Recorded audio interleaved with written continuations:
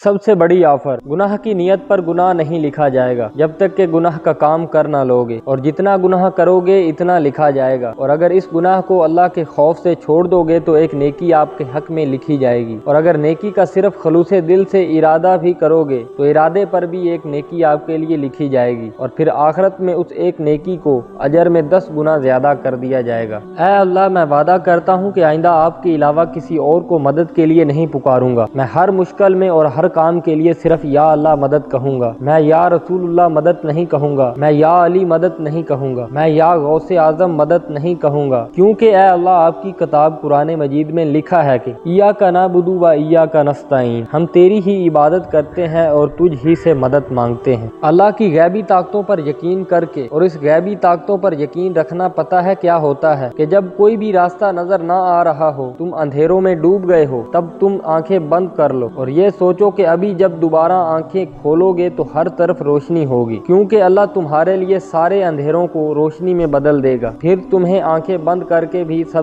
صاف دکھائی دینے لگے گا۔ اللہ ہی تو ہے جو تمہیں آنکھوں کے بغیر بھی بصارت سے نواز سکتا ہے۔ سمندر سب کے لیے ایک جیسا ہی ہوتا ہے، لیکن کچھ لوگ اس میں سے موتی تلاش کر لیتے ہیں، کچھ مچھلیاں پکڑ لیتے ہیں اور کچھ کو سمندر سے کھارے پانی کے سوا کچھ بھی نہیں ملتا۔ اللہ کی رحمت ہر دل کے لیے ایک جیسی ہوتی ہے، اب یہ ہم پر ہے کہ ہم پر اس کا کتنا رنگ چڑھتا ہے، اور اللہ کا رنگ سب رنگوں سے بہتر ہے۔